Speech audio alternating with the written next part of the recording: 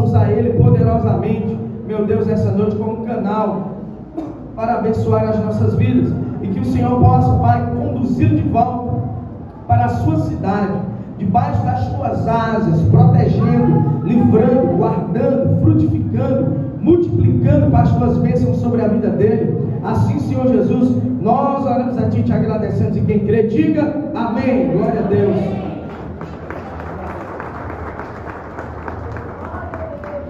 Vocês já viram o pastor com a Bíblia rosa, irmão? Aleluia. É um sinal que eu não sou preconceituoso, né? Não é porque eu trouxe a minha Bíblia, irmão, eu estou usando a minha esposa. Gente, boa noite. Paz e graça para todos. Amém. Vocês estão bem? Amém. Dá para me ouvir bem? Eu estou com muita inspiração hoje para compartilhar com vocês. Se eu pudesse, eu queria pregar 7 dias consequentes. Sério, estou com muita. Não é comum eu chegar em alguns ambientes e transbordar muitas palavras, muitos assuntos. Tem ambiente que você vai pregar, o ambiente é carregado, é pesado, você prega debaixo de muita pressão. Já que eu senti muita graça, eu queria parabenizar vocês por esse ambiente espiritual. E quando você está num ambiente onde a glória de Deus ela habita, onde ela permanece, não é difícil pregar. Eu vou ensinar uma coisa para vocês que eu aprendi experimentalmente no conhecimento empírico. Às vezes o pregador vai pregar num lugar e aí Deus usa ele assim, daquele jeito, e aí ele não sabe que o motivo pela qual Deus está usando ele não é pela comunhão ou pelo dom dele, mas é pela fome das pessoas que estão no ambiente. Aí o camarada vem para a igreja com fome, querendo ouvir uma palavra, aí por causa da pessoa que está faminta, Deus usa o pregador. E aí o pregador é besta, às vezes ele chega, Deus é comigo, então vai entender contigo não, será? Às vezes é porque Deus está ouvindo o irmão ali, sabe? E aí às vezes as pessoas elas se ensoberbecem por pouca coisa. Sim ou não, gente? Sim. Aí Deus usa o camarada um pouco que ele já. E aí eu senti muita graça, aí tinha muitos assuntos, eu fui afunilando. Disse, meu irmão, falar sobre o que o Espírito Santo vem comigo. E eu quero falar sobre um assunto, pode-se dizer um pouco duro, tá bom? Talvez alguns de vocês vão ser muito confrontados pela palavra. Aleluia! Também como líder, como pastor, minha esposa me conhece, um dos maiores cuidados que eu tenho é de ferir as pessoas. Eu já feri muitas pessoas quando eu era uma pessoa religiosa no sentido negativo. Eu era tão religioso no sentido negativo que eu só andava de calça. Para mim, quem andava de bermuda, que fosse crente, ia para o inferno. Eu me lembro da época que a gente morava lá na Serrinha e os irmãos da igreja que eu congregava sentavam, eles tudo crente. Um crente que não era eu, que eu ficava falando mal, irmão. E aí ele disse, eita, varão, vocês usam bermuda, mancho? Ele disse assim, sim, varão, ei, mancho, é do diabo, não, essa bermuda aqui é minha. Então, eu era um camarada tão religioso, no sentido negativo, que eu feri muita gente. E a Bíblia diz que o irmão ofendido, ele é mais difícil de conquistar do que uma cidade fortificada. E deixa eu dar um dado para vocês aqui. Em 2019 eu recebi uma palavra de Deus. Deus ele falou comigo sobre eu fazer uma reevangelização nas cidades menos evangelizadas do estado do Ceará. E aí eu comecei, já fui em 8 cidades, rua por rua, em todos os lugares, e eu me deparei com uma triste situação, que a maioria das pessoas que a gente compartilhava o Evangelho, elas estavam feridas com a igreja. E eu pondero muito o que eu falo, vou falar algumas verdades duras, porém, vou procurar usar de uma tonalidade bem legal, porém, muita gente precisa ouvir o que eu vou falar aqui, tá bom? para mim, um dos maiores desafios para um pregador é ele depender do Espírito Santo. Né? Para mim é muito desafiador. Porque pregar, qualquer um prega. Colocar aqui o Alexandre de Moraes para pregar aqui, ele arrebenta, o Lula nem se fala. Agora, pregar pelo Espírito que Deus quer compartilhar já é outra coisa, amém? E eu queria que você pegasse sua Bíblia, você pode colocar aqui. Eu não quero que você fique sentado, não quero que você fique em pé, fica sentado, porque eu queria que você ficasse com a Bíblia aberta, que eu vou discorrendo versículo por versículo. Enquanto eu estiver pregando, eu quero dar liberdade para vocês. Se vocês tiverem alguma dúvida, irmão, eu paro a pregação para te responder. Amém? E o assunto que eu vou pregar aqui hoje é bem interessante, que foi justamente o assunto pela qual eu me converti. Foi isso que virou uma chave na minha vida. Eu vou falar sobre isso. Lucas capítulo 16, versículo 19. Quantos aqui não me conhecem? Levanta a mão, por favor. Quem não me conhece, levanta a mão. Ok? Olha para mim, bem rápido.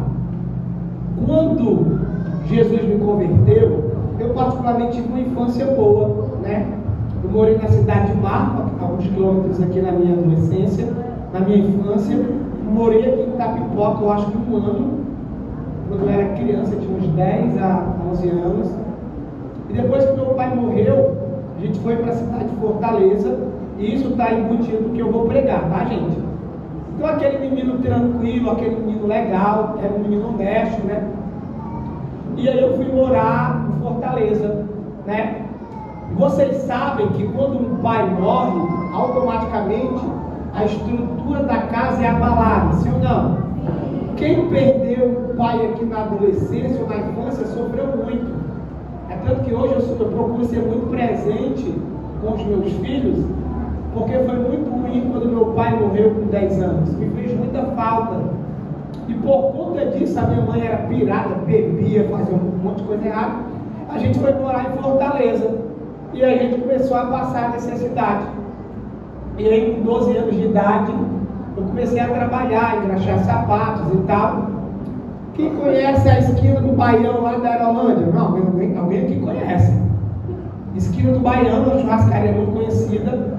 E aí, na minha infância, dos 13 até os 16 foi lá. E aí, muita gente diz que amizades não influenciam, mas a amizade influencia. Salomão, ele diz que anda com o sábio e serás sábio, mas o companheiro de todos, ele será afligido. Ou seja, as pessoas com quem eu me relaciono, elas vão afetar positivamente ou negativamente na minha vida. Na sua vida não tem como. Pode ser um homem mais espiritual que for. Se ele começar a andar com um camarada que não tem uma espiritualidade legal, ou que tem algum desvio de caráter, isso vai afetar ele. Não tem como. Paulo vai dizer, a irmã falou esse versículo hoje na casa que nós estávamos. Paulo, ele diz que as más conversações, elas corrompem os bons costumes. As más conversações ali é relacionamento. Ou seja, se tu é um camarada que é casado e tu começa os teus amigos lá na empresa, fica vendo vídeo de pornografia, olha aí a fulana da explodindo, eita, que bicha gostosa, não sei o quê, mas tu vai trair tua esposa. Se tu ficar com aqueles teus amiguinhos, eles vão te influenciar, porque essa é a expressão correta. E aí eu comecei a andar com um camarada que fumava cigarro e fumava maconha. Aí na época, as roupas da moda, os mais antigãos aqui vão entender, que era a Smolder, Bad Boy, Greenwich. Quem estava comigo nessa época, ele levanta a mão. As irmãs usavam aquele shortzinho da Bad Boy que tinha um olho aqui, lembra? Tem alguma irmã aqui que usou? Você usou, irmã? Aí, ó. Fala, Deus! A maioria das irmãs aqui dançava, né? Ele tem o Belchano.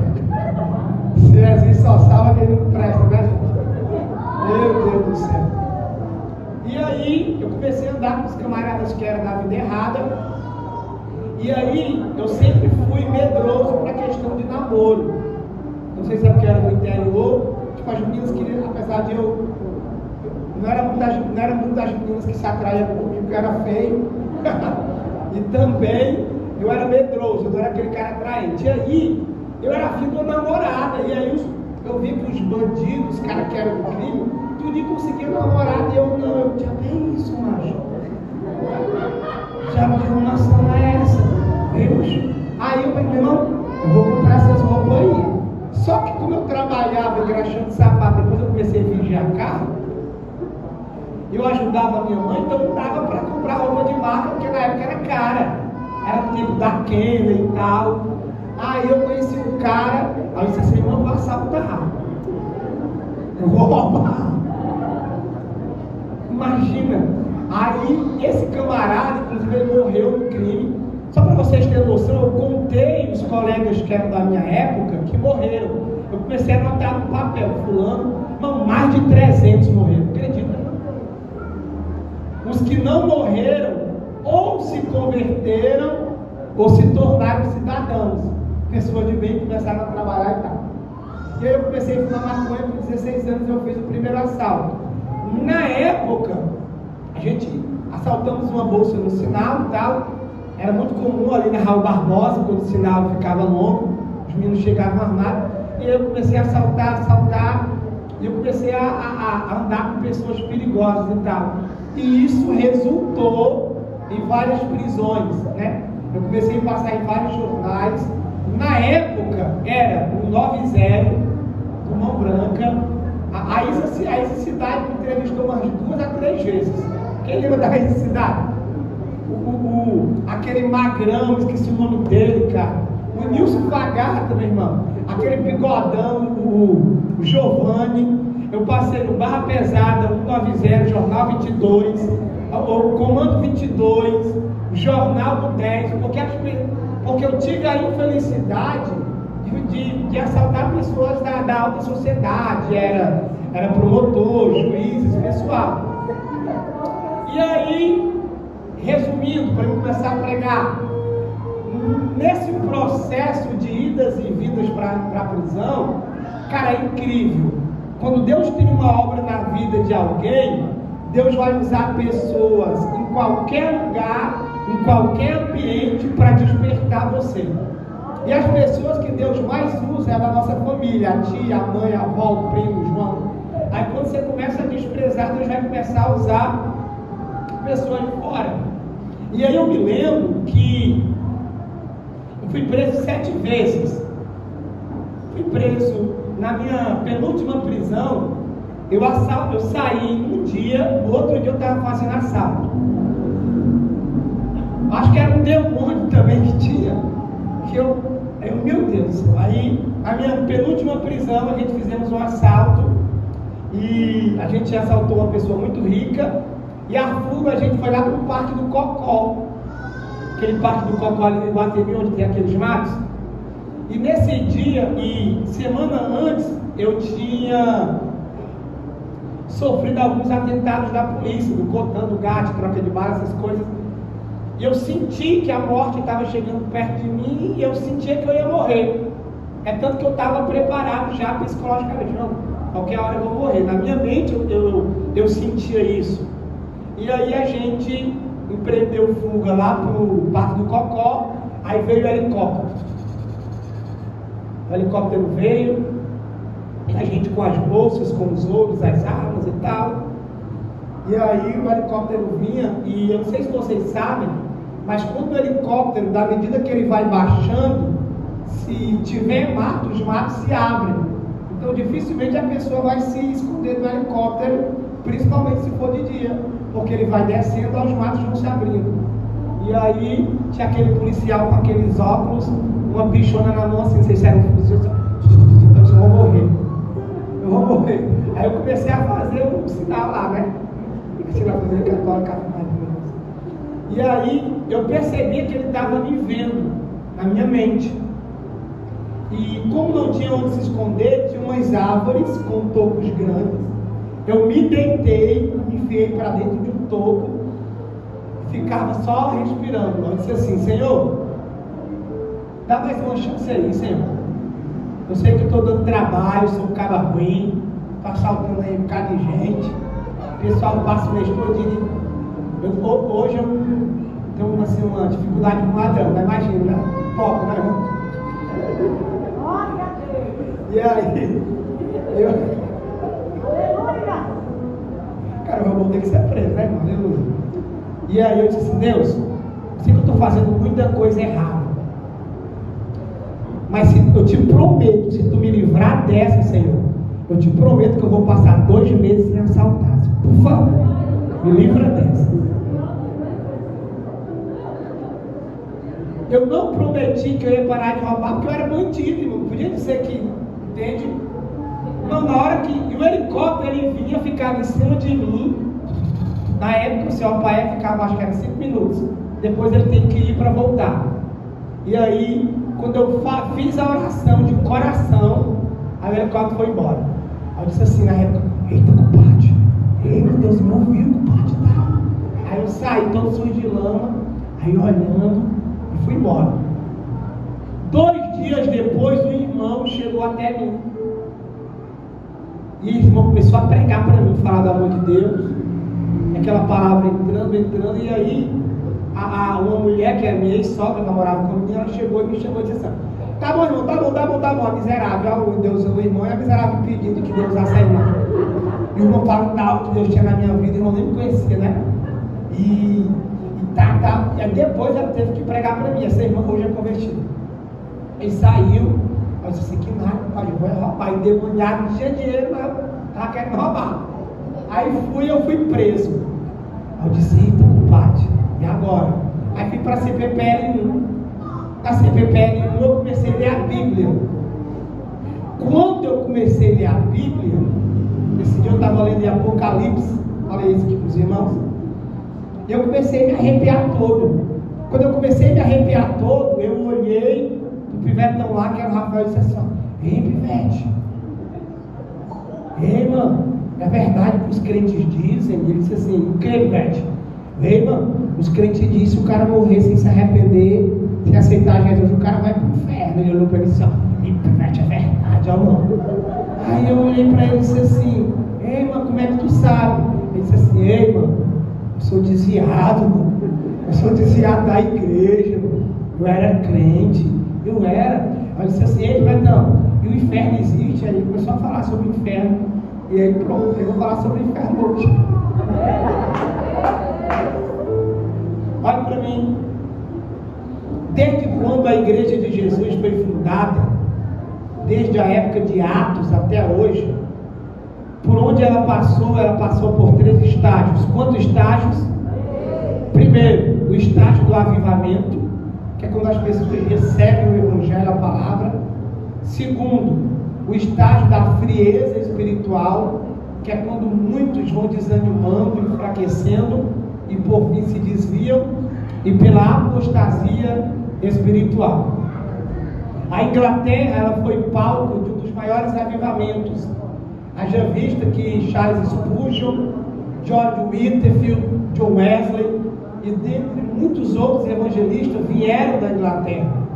A Inglaterra, ela foi palco de muitos avivamentos. E aí levantou-se um cristão e político chamado Winston Churchill.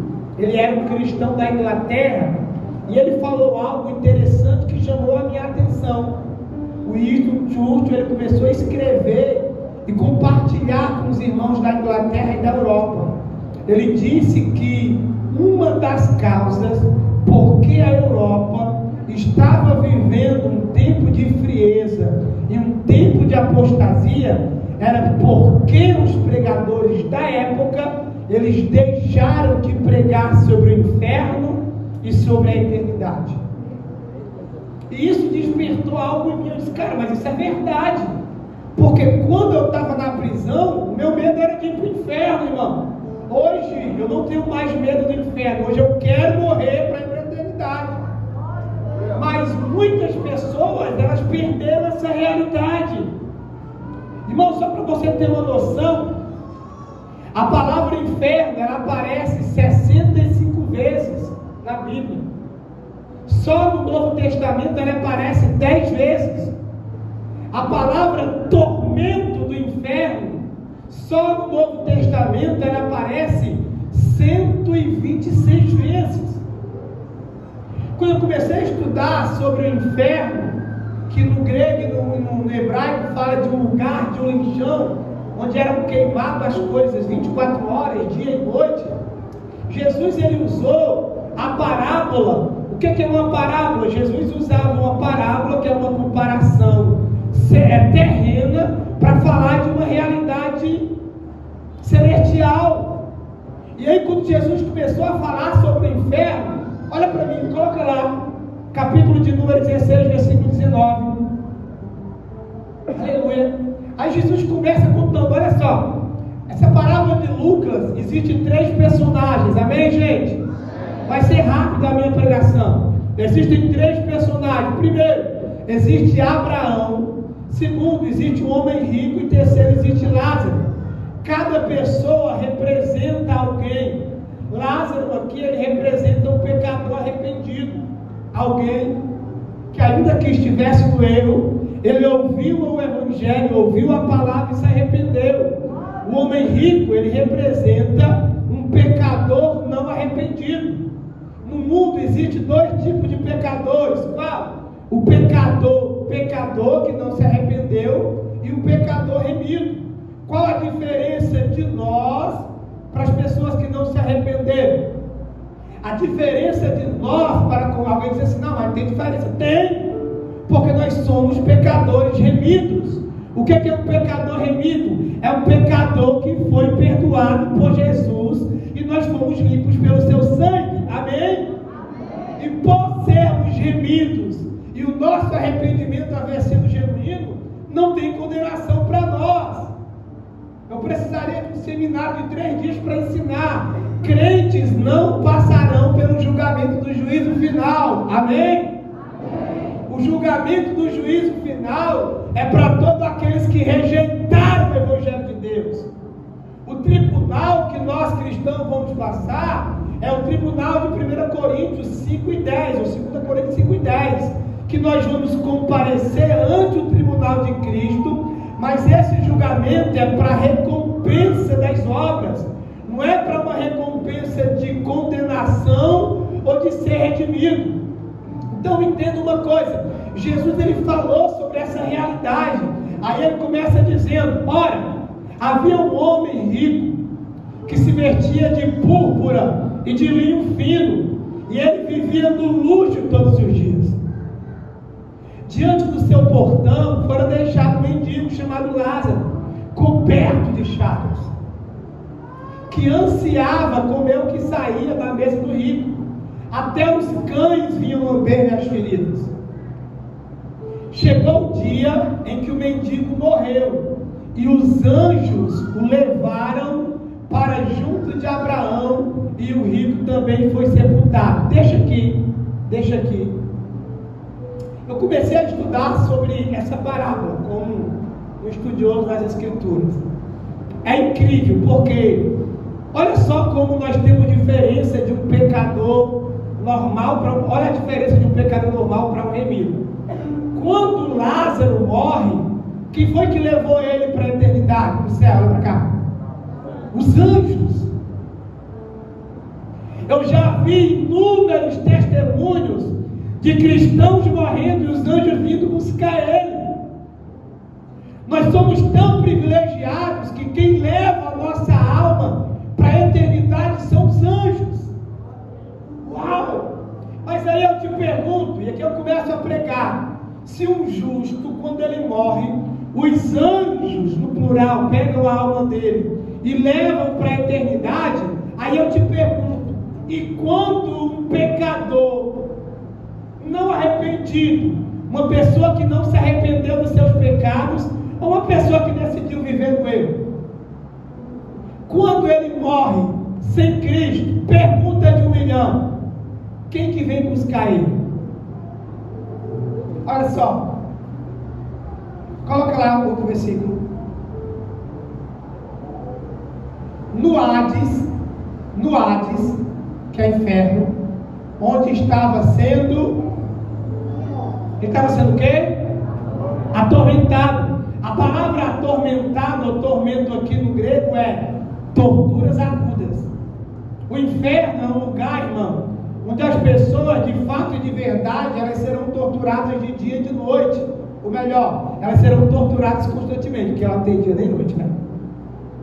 E aí, teve um amigo meu, isso não está na Bíblia, é uma experiência que ele contou e que eu acredito. Eu andava com um irmão muito usado de libertação e cura. Ele trabalhava com expulsão de demônios e tal, até que algumas coisas sobre libertação eu aprendi com ele. O Renan, ele disse que ele vinha na Avenida da Brasil, e ele disse que a quilômetros de distância ele viu um rabecão de IML, a perícia forense, e ele viu muita gente. Ele disse: nossa, será que foi um acidente? O que é que está acontecendo ali? E ele disse que quando ele foi aproximando na moto dele, ele viu um corpo do homem e alguns pedaços amputados e um pano por cima, e tinha uma moto de aquelas de 1000 cilindradas toda quebrada lá. E aí ele disse que parou, ele, vixe, para alguém. Aí ele ia passar, tinha um espaço lá na pista. Aí na hora que ele ia passar, o Espírito Santo falou assim para ele, segundo ele, que eu acredito, cabe você acreditar ou não, tá bom? E aí ele disse assim, Deus falou para ele: Renan, para e olha o que eu vou te mostrar. Ele disse que parou a moto, colocou o descanso. Ele disse assim: Renan, olha para aquele pano branco, fica olhando para aquele homem que está morto, que eu vou te mostrar algo do mundo espiritual. E aí ele disse que ficou olhando, aquele alvoroço todo, alguns familiares chorando. Ele disse que ele viu 2 sombras negras saírem de dentro da pista, do buraco, como se fosse da terra. Ele disse que quando essas 2 sombras negras saíram, começaram a puxar a alma daquele moço. E ele disse assim: Robson, quando aquelas 2 sombras negras, Robson, tem aquela morte que tem nos filmes, eles disseram literalmente daquele jeito. Quando as pessoas inventam alguma coisa, é porque eles viram ou aprenderam em algum lugar, não é uma coisa que veio do nada. E ele disse que viu aquelas 2 sombras negras puxando aquela pessoa para baixo, que era um homem, um jovem. E ele disse: Robson, e ele começou a gritar desesperado. E o grito dele era tão desesperador que dava uma dor na alma. E aquela sombra negra levando aquele homem para o inferno. Ou seja, quando uma pessoa que não se arrependeu morre, irmão, literalmente ela vai para o inferno. A Bíblia diz em Tessalonicenses 5:3 que Deus, Ele quer que a gente conserve o nosso corpo, a nossa alma e o nosso espírito. Deus, Ele não quer só o teu corpo, nem só a tua alma. Deus, Ele quer você por completo. Então a pessoa que está no inferno, bem como a pessoa que está nos céus, no paraíso, ela sabe, ela sente como se fosse na carne.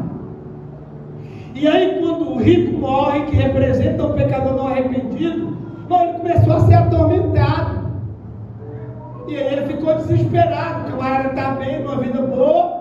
E aí ele olhou para cima, viu Abraão de longe, com Lázaro ao seu lado. Imagina o desespero do cara. Como assim? O cara que estava comendo as minhas migalhas, quando ele olha, ele está no inferno queimando. Passa o versículo aqui. Então chamou o pai. Pai Abraão, tem misericórdia de mim. E manda que Lázaro molhe a ponta do dedo na água e me refresque a língua, porque eu estou sofrendo muito neste fogo. Ele percebe que ele está num ambiente de sofrimento, e aí ele clama, como qualquer um de nós. Se fosse eu, ou você, ou qualquer um de nós, ia fazer a mesma coisa. Ele diz para Abraão: pelo amor de Deus, pai, expressão minha, Robson de Oliveira, capítulo 2. Pai Abraão, tem misericórdia de mim, eu estou queimando aqui, é um lugar ruim. Aí ele vai dizer: está muito quente. Tem como, pelo menos, o Senhor pedir para Lázaro molhar o dedo na água e me refrescar a língua? Porque eu estou sendo atormentado, o negócio aqui é quente, é de verdade. Irmão, desde quando um dedo molhado na água tem o poder de matar a sede de alguém? Água na Bíblia fala de 2 coisas, amém? Quem lê a Bíblia sabe. Quando a Bíblia fala de água, a água representa a palavra de de Deus, e a água também representa o Espírito Santo. Amém? Jesus disse: vocês estão limpos pela palavra, e derramarei do meu Espírito como água. Ou seja, o inferno, irmão, é um lugar onde as pessoas desejarão ouvir a palavra de Deus, mas ela não estará mais lá. O inferno é um lugar onde as pessoas, de fato, elas quererão tomar água física, mas não tem como mais. Ele está desesperado: pai, por favor, manda ele molhar o dedo na água e me refrescar a língua. Tem misericórdia de mim, Senhor. Aí sabe qual foi a resposta de Deus para ele? Olha só. Abraão, porém, respondeu: filho, lembra-se de que durante a sua vida você recebeu coisas boas, e Lázaro somente coisas más. Ele está sendo consolado e tu atormentado. Essa expressão, lembra-te quando tu estavas vivo. Quando ele estava vivo só recebeu coisas boas, porque ele estava dizendo: olha, lembra que quando tu estava vivo, tu viveu a vida do teu jeito, ó. Não queria saber de Deus, não queria saber de Jesus, não ouvia o pai, não ouvia a mãe, era rebelde, queria fazer as coisas do jeito que queria, e agora tu está no inferno, miserável. Irmão, eu rio assim, mas eu fico triste. Eu estava compartilhando com as meninas aqui, eu estava lá em casa, eu morava na Serrinha, e Deus mandou pregar para os traficantes do Big Big, que era um traficante pesado que tinha lá, que hoje está no Presidente Federal. E aí eu cheguei lá, resumindo, preguei para eles, orei e tal, expulsei o demônio de alguns que estavam lá. Quem é tu? Quem é demônio? Como é o teu nome? Demônio. Demônio. Aí expulsou o demônio dele. E aí, na hora, eu tive uma visão com Deus, olhei para um lado, e tinha um pivetão lá assim, 16 anos, e eu vi um vulto preto que estava rodeando sobre ele.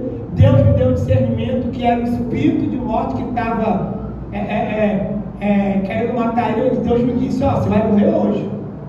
Ele vai morrer hoje. Eu disse: cara, eu tenho uma visão assim, assim, assim, e Deus me disse que tu vai morrer hoje. Achei, né, irmão? Eu disse para ele: cara, só tem uma forma de tu escapar, é tu se arrependendo dos teus pecados de verdade. Irmão, eu vivi inúmeros testemunhos assim, conheço muitos. Eu não estou pregando para colocar medo em alguém, pelo amor de Deus, irmão. Eu estou pregando para te falar de uma realidade que existe.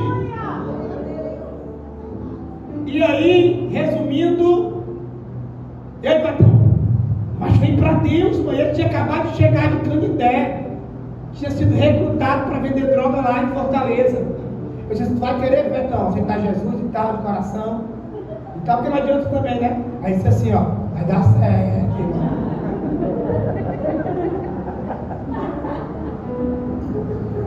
Mas eu dizia assim: vai dar certo aí como? Como não é por força nem por violência, né? E sabe o que aconteceu? Eu fui para o evento do Luiz Hermínio na época, isso era por volta de 2 horas, 2h30 da tarde. Fui para o evento do Luiz para ouvi-lo, e quando foi 6h30, ainda antes de começar, porque eu fui cedo para pegar a cadeira na frente e tal, e aí o Cleils, que tinha ido comigo, me ligou: ei, Robson, macho, não sabe o que aconteceu, mancho? O que foi, mano? Ei, mano, os caras do Garibaldi invadiram aqui a TM e deram 3 tiros no pivetão lá que tu falou, mancho. O pivetão levou 3 tiros, tá lá em frente à igreja. Cara, me deu um desespero na minha alma. Aí eu pensei: nossa, que cara insensato. Deus deu uma oportunidade para ele e ele perdeu. Meu Deus. Eu conheço várias pessoas, irmão. Eu perdi amigos e colegas. O meu desejo aqui de compartilhar isso com vocês é simplesmente, o meu desejo é que você não vá para esse lugar ruim, cara. E tudo que o diabo quer é que você não acredite nisso, no inferno. Por isso que a maior esperança da igreja eternidade. O nosso propósito de sermos crentes é irmos para o céu.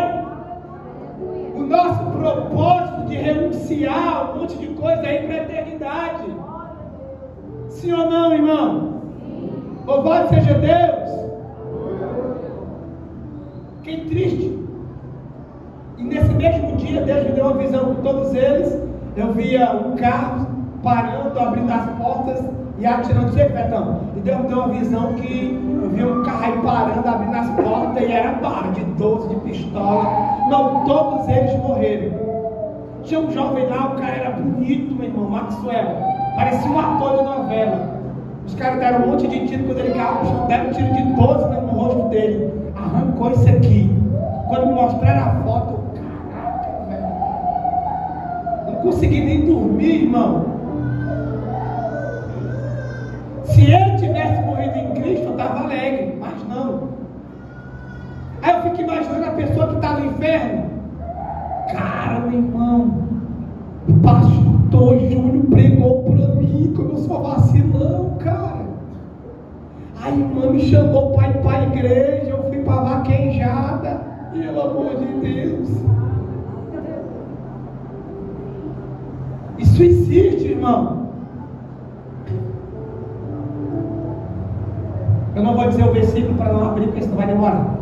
Porquanto dizes, fizemos concerto com a morte, e com o inferno fizemos aliança.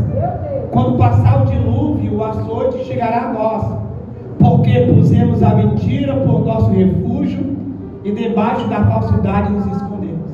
Olha só, não me interprete mal, irmão, mas pessoas mentirosas que têm o hábito de mentir, e pessoas que têm o refúgio como mentira, usa a mentira para se defender, essas pessoas serão lançadas no inferno. Aleluia!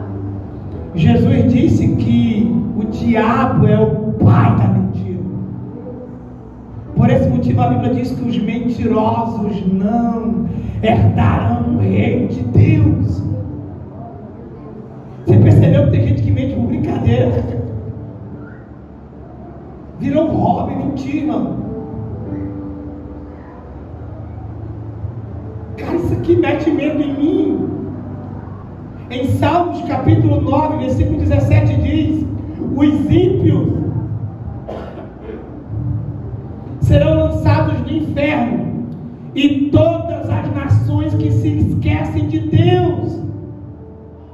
Irmão, a maldade do homem que não se arrepende encaminhará elas para o inferno. O salário do pecado é a morte. O que é salário, Robson? É recompensa. A única recompensa que você receberá por permanecer na mentira e no erro é o inferno, cara. Aí Deus abriu essa igreja aqui como uma arca. Aí os irmãos estão salafando, dizendo: quer ser salvo? Entra na arca que vai vir o dilúvio. Entra na arca que o anticristo está chegando. Entra na arca, porque somente Jesus pode salvar você.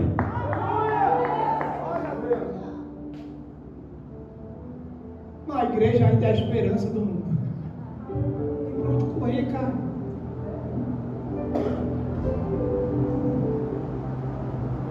Em Provérbios 5,5 diz: os seus pés descem à morte, os seus passos se firmam-se no inferno. Irmão, o contexto de Provérbios 5 fala de um jovem adulto.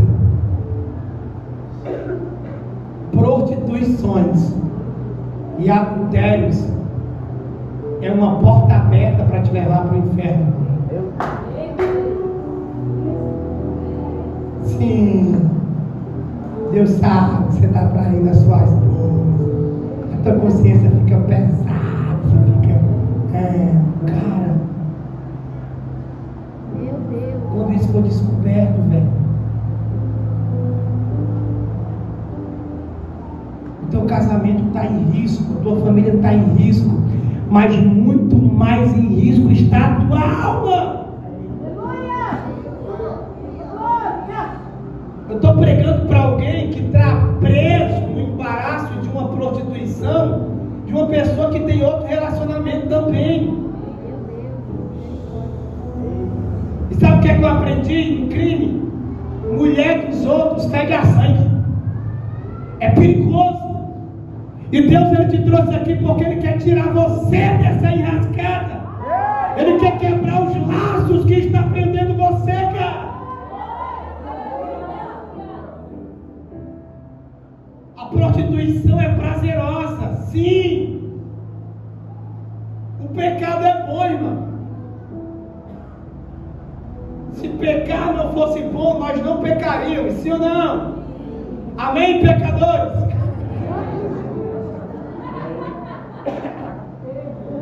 O ruim é a consequência, sim ou não? Quando vem as tentações, aí eu penso, aí hoje eu calculo que eu sou besta, não, vou calcular aqui.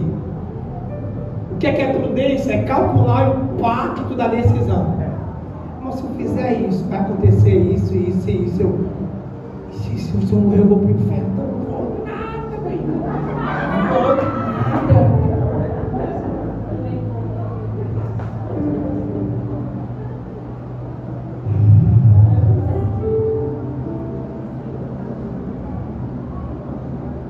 Eu tenho muita coisa para falar, mas eu vou terminar com o teu mais voz. Comportamento de pessoas que irão para o lago de fogo caso não se arrependam. Primeiro, Apocalipse 21:8, você conhece? Qual que é Apocalipse 21:8, bem rápido? Não tem gente na igreja que está na igreja, mas isso aqui se estabeleceu nisso. Entende? Quanto aos covardes, aos descrentes, aos abomináveis, aos assassinos, aos que cometem imoralidade sexual, aos que praticam feitiçaria, aos idólatras e a todos os mentirosos, o lugar deles, irmão, chega o coração e fala, eu não sei você, mas em mim mete medo. O lugar de hoje não mais porque eu tenho convicção, né?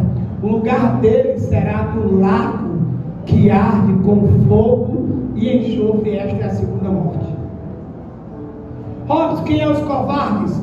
Os covardes aqui falam dos indecisos, daqueles que temem o perigo e fogem das consequências de confessar o nome de Cristo. O indeciso, o covarde, é aquele cara que acha bonito a igreja, que acha legal a pregação do pastor, que acha legal os louvores, ele acha bom, acha bonito, mas aí ele pensa assim, não, mano, mas se eu for para a igreja, como é que eu vou pegar a novinha, mano?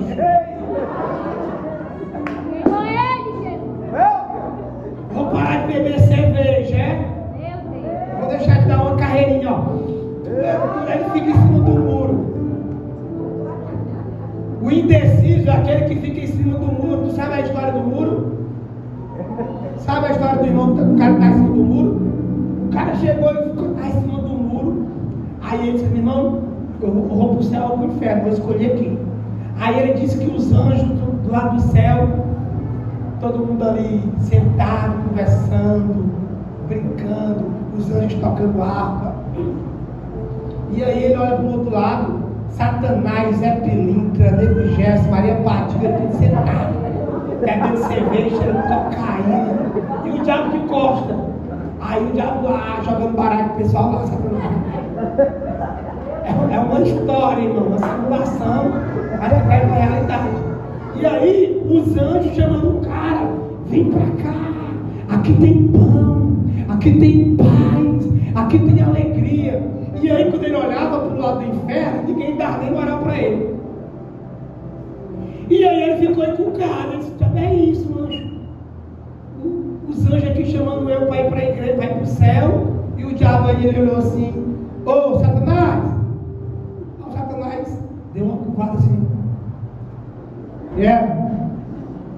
Ei, Satanás, é isso aí, mano. Quero. Os anjos que estão me chamando para mim ir para o céu, e eu estou aqui esperando uma reação tua e tu não fala nada. Por que tu não me chama? Ninguém está me chamando aí para ir para o lado de vocês. Precisa não, mano, porque o muro é meu.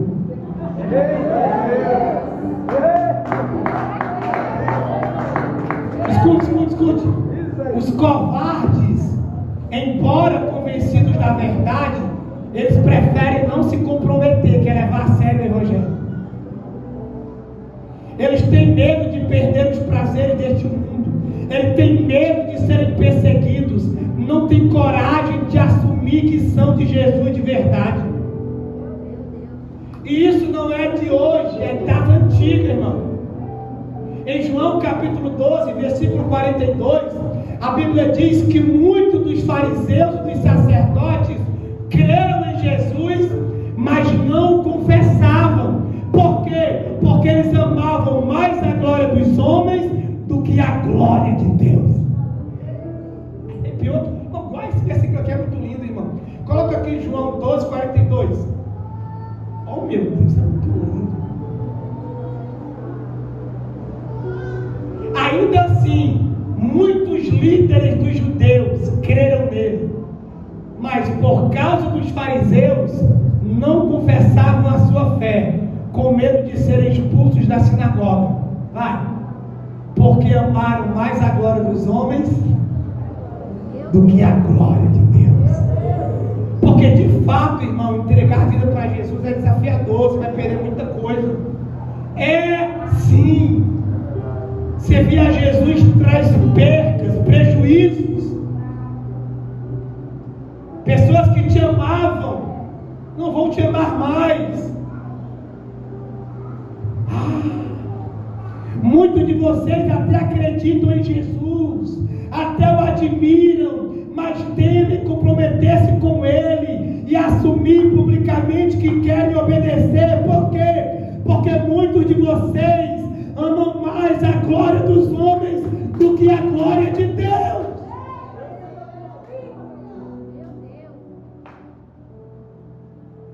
E sabe o que é a palavra glória aqui no grego? É doxa, que quer dizer opinião dos homens, o que eles pensam sobre mim. Mas não vou para a igreja não, porque eu quero que os meus amigos vão pensar de mim.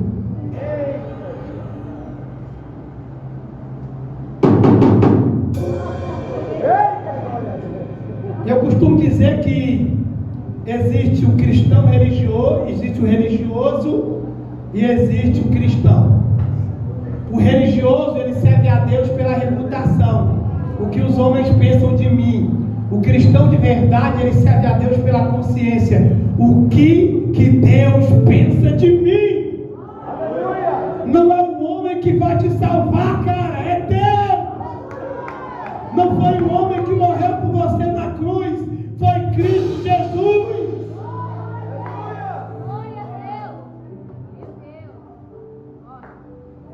Muitos de vocês preferem a opinião dos homens, preferem acreditar no ponto de vista dos homens. Muitos de vocês preferem respeito e consideração dos homens do que o respeito de Deus.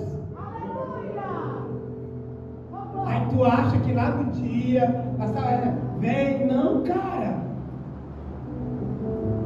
Você vai receber o salário daquilo que você priorizou.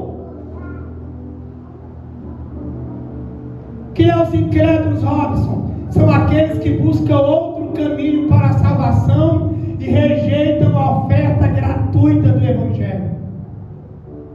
Quem é os abomináveis, Robson? São aqueles que perderam a vergonha, o pudor, e se entregaram abertamente ao pecado, aos vícios do mundo, e eles atentam contra a moral das pessoas. Quem são os assassinos, Robson? São aqueles que atentam contra a vida alheia, que praticam abortos, que matam com armas, mas também com a língua. João capítulo 3, versículo 15, sabe o que é que João disse?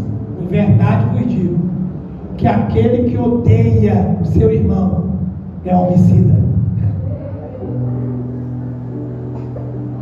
E nenhum homicida tem permanente dele a vida eterna. Irmão, tem gente que acha que na graça é melhor, na graça é mais pesado, porque na antiga aliança o homicídio era quando matava o corpo. Na graça é só guardar ódio no coração. Você entende isso? Quem são os impuros, Robson? São aqueles que se entregam a toda sorte de luxúria, luxúria, lascívia, perversão, são viciados em pornografia, aberrações sexuais, homossexualismo e sexo com animais. Eu vivi uma experiência incrível quando eu preguei montado no ginásio. Na época eu tinha um Instagram, hoje eu não tenho mais. Ele entrou em contato comigo e ele disse assim: missionário, eu queria pedir sua ajuda. Eu disse assim: o que é? Ele disse assim: missionário, é o seguinte, eu sou da igreja, só que eu namoro com um menino há 1 ano. Ele dizendo para mim: eu não estou conseguindo se libertar dele, e a palavra que você pregou mexeu comigo, e eu não quero ir para o inferno não. Eu não falei sobre o inferno. Eu disse assim: sério, cara? Aí primeiro eu parabenizei ele pela atitude do cara. Eu acho lindo quando uma pessoa diz: cara, me ajuda, porque eu estou com problema. Cara, quando você reconhece, mano, tudo que Deus quer é apenas que você reconheça. Mano, Deus, ele nunca teve problema com pecadores, nem Jesus. Pode ser estrupador, pedófilo, ladrão, pornô, qualquer coisa. Se o cara diz: Jesus, tem misericórdia de mim, ele vai lá e pega o cara e levanta, irmão. Aleluia. Jesus, ele tem problema com pessoas hipócritas, aí ele tem problema. Eu disse: sério, cara? Tá bom, vou te ajudar. Essa primeira coisa, eu quero que você ligue para ele e você diga para ele que você gosta dele, que você ama ele, mas que esse relacionamento não é de Deus e tal. Ele disse: primeiro sinal que eu quero que tu me dê, que realmente quer ajuda, é terminar o relacionamento com ele. Ele disse: vai me ajudar? Vou. Aí, termina o relacionamento com o menino. Com 3 dias eu discipulava ele por chamada de vídeo. Esse rapaz é de um lugar que eu não vou dizer onde é. E ele chegou para mim e disse assim: missionário, com 3 dias ele: missionário, eu não estou aguentando, eu estou sentindo falta dele, eu amo ele e tal. Eu disse assim: cara, deixa eu te falar uma coisa. Como eu já namorei com várias meninas quando eu era do mundo, é comum quando você termina um relacionamento com alguém, você ficar com aquela depressão pós-relacionamento, você não come direito. Eu comecei a explicar quais são as reações de uma pessoa que termina um relacionamento.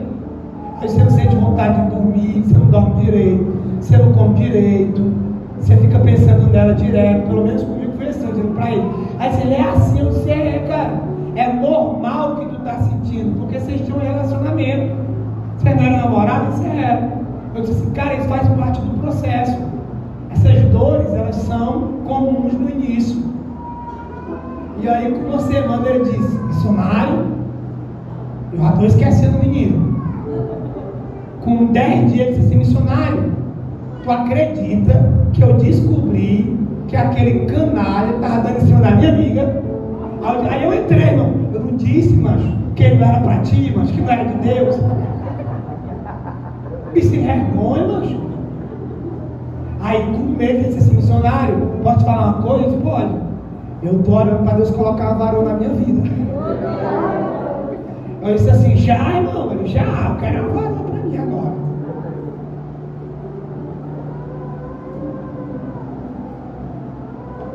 Irmão, não importa qual é o teu pecado ou a profundeza de onde você está, o Evangelho, o poder de Cristo é poderoso para arrancar você desse buraco.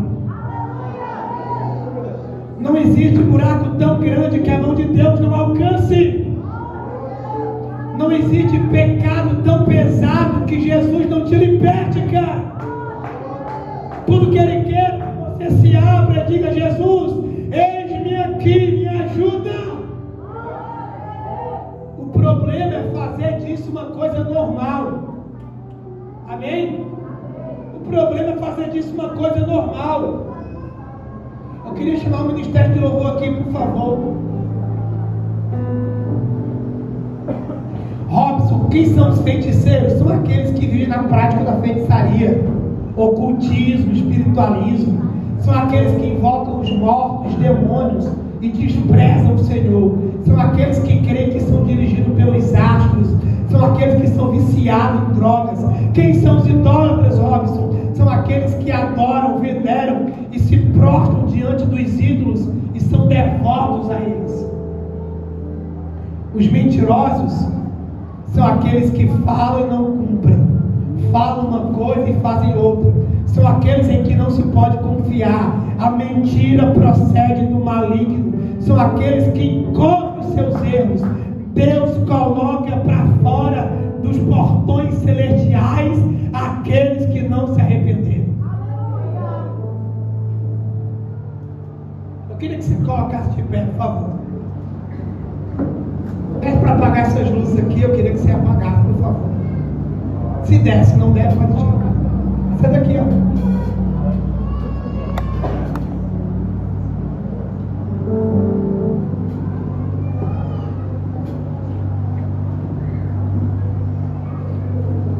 Eu quero terminar a minha fala aqui hoje dizendo um dos versículos mais incríveis da Bíblia. Provérbios capítulo 28, versículo 13 diz que aquele que encobre as suas transgressões, aquele que oculta os seus pecados, nunca, jamais prosperará.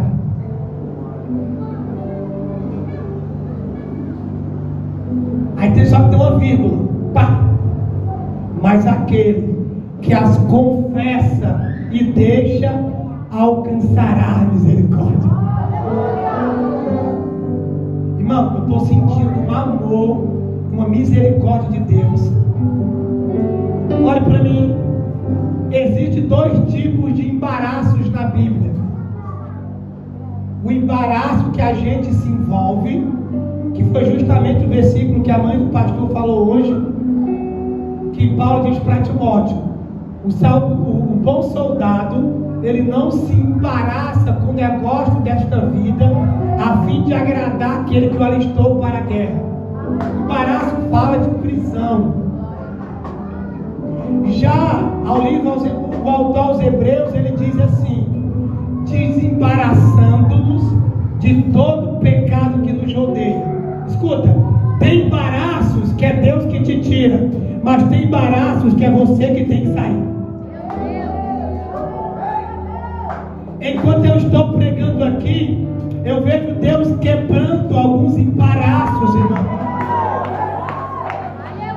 Eu estou pregando para alguém que já tinha marcado, ó, depois de amanhã a gente vai para o motel fulano de tal. O adultério estava marcado, mas Deus me trouxe aqui para dizer: eu estou quebrando esse laço hoje. Você não vai trair a sua esposa. O seu casamento é mais importante. A tua família é mais importante. Não troque a sua casa por um momento e por uma noite de prazer. Eu estou sentindo o amor de Deus aqui, irmão. Robson, eu senti que Deus falou comigo. Eu entendi que em algum versículo do que você falou, Deus falou comigo. Eu não estou dizendo que você é adúltero, apesar de alguém em específico estar numa situação que nem essa. Mas se você entendeu o que Deus falou com você, irmão, eu quero te chamar aqui para o altar. Porque a sua vida aqui, você está expressando o seu arrependimento. E nós vamos orar para que Deus quebre isso. Ah, irmão, se fosse eu, pregador pregando uma pregação dessa, eu já estava lá, não ore por mim. E Deus, Ele quer quebrar alguns embaraços aqui hoje, irmão. Se você entendeu o que Deus falou com você, se eu preciso voltar para Deus, eu quero me reconciliar, eu entendi que eu estava frio, eu quero te chamar aqui para o altar, eu quero orar por você. Enquanto os meninos vão liberando a adoração, se você entendeu o que Deus falou com você, apesar da palavra ter sido um pouco dura, e Deus nos ama, porque Deus, Ele só repreende e Ele só castiga aquele que Ele chama por filho. Amém?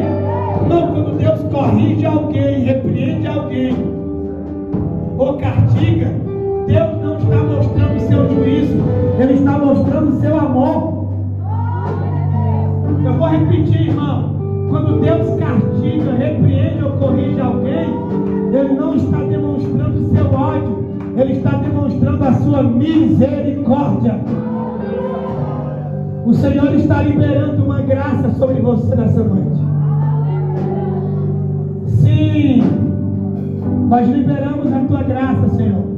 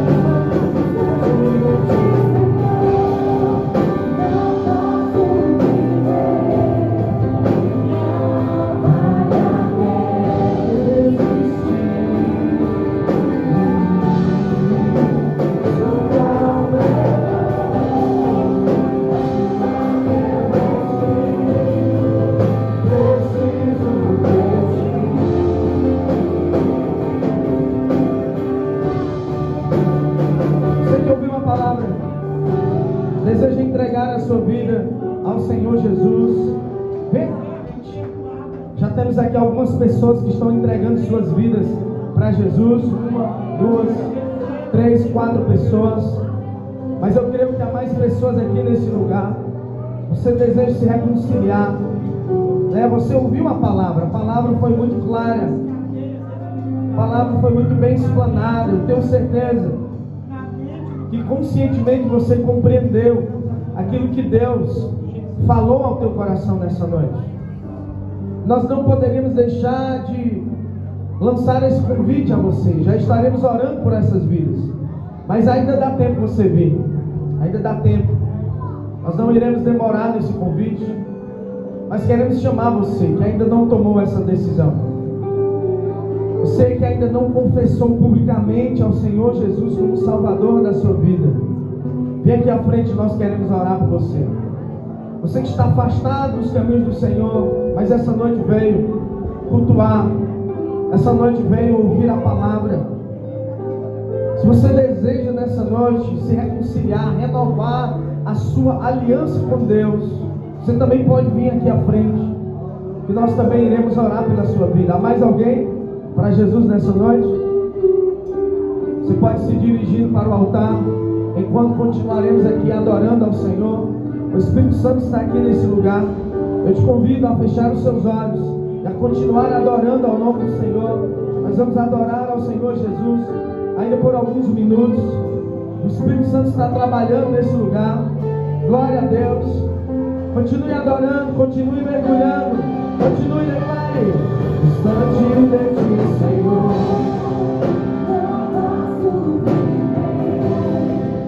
não vale a pena desistir. Escuta o meu, mas tu há teu Espírito, preciso de ti.